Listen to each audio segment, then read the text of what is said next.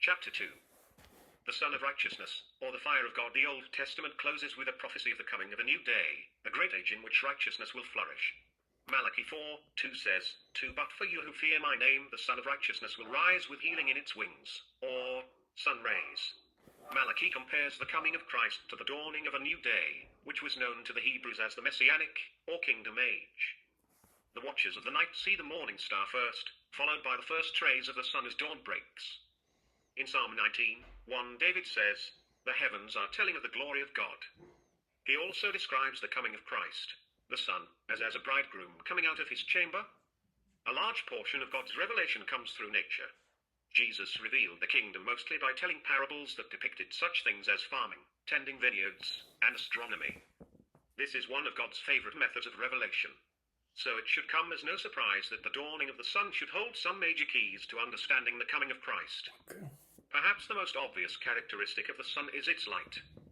This theme holds a prominent place in the Bible, because Jesus is to be the true light which, coming into the world, enlightens every man. John 1:9. Most people have already had a great deal of teaching on that subject, so we will instead deal with another theme: fire. God's fire brings faith, not fear. Amen. When God revealed himself to the nation of Israel at Mount Sinai, he spoke to them by a voice issuing out of a consuming fire. Right. Deuteronomy 4 tells us, 33 Has any people heard the voice of God speaking from the midst of the fire, as you have heard it, and survived? And survived. 36 Out of the heavens he let you hear his voice to discipline you, and on earth he let you see his great fire, and you heard his words from the midst of the fire.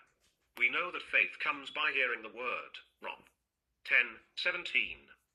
Yet a large amount of Bible teaching is spent making people afraid of the fire of God through hellfire and brimstone preaching. Many feel it is their Christian duty to scare people into the kingdom, and so they describe in great detail the most awful place they can imagine in their own minds. Yet when God chose to reveal himself to Israel, he came as fire, not to frighten them, but to test their faith. Okay, let's read that again. Let's see. Many people, or many feel it is their Christian duty to scare people into the kingdom, and so they describe it in great detail, the most awful place they can imagine in their own minds. Yet when God chose to reveal himself to Israel, he came as fire, not to frighten them, but to test their faith. Amen. Faith. We read of this in Exodus 20:18-21. 18 And all the people perceived the thunder and the lightning flashes and the sound of the trumpet and the mountain smoking, and when the people saw it, they trembled and stood at a distance. 19 Then they said to Moses, Speak to us yourself and we will listen, but let not God speak to us, lest we die. 20 And Moses said to the people, Do not be afraid, for God has come in order to test you, and in order that the fear of him may remain with you, so that you may not sin.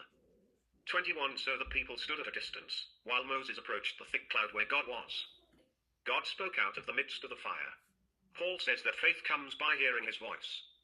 The revelation of God did make Israel fearful, and they withdrew from his presence. Moses told them that God had manifested himself in this way in order to prove them, or test their faith. If God had called them into a rose garden, the people would have needed no real faith, because they would not have had to overcome any fleshly fear. God makes it difficult in order to see if we really do trust him not to destroy us when we do as he asks. True godly fear is different from fleshly fear. Godly fear is trusting God in matters of life and death. This is the fear of God that was required of Israel and of us as well. For this reason Moses told the people. Let's repeat that. Godly fear is trusting in matters of life and death. This is the fear of God that was required of Israel and of us as well. Amen. People, do not be afraid, and then seemed to contradict himself by telling them that God had come to test them, that the fear of him may remain with you, so that you may not sin. Acts 20:20. These are two different qualities of fear. The first makes us run from God. The second makes us run to God. To God. The New Testament tells us that perfect love casts out fear. 1 John 4:18. This tells me that true godly fear, when mature, is actually perfect love. The fire of God should dwell within each of us as a burning love and desire to please him.